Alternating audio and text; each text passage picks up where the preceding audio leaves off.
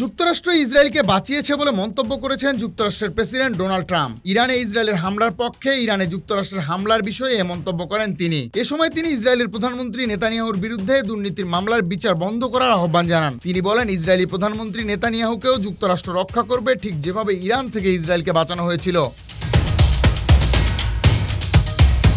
নিজের সামাজিক যোগাযোগ মাধ্যম ট্রুথ সোশ্যালে দেওয়া এক পোস্টে ট্রাম্প লেখেন, নেতানিয়াহুর বিচার অবিলম্বে বাতিল করা উচিত, অথবা এমন এক মহান নায়ককে ক্ষমা করা উচিত যিনি ইসরায়েলের জন্য অনেক কিছু করেছেন।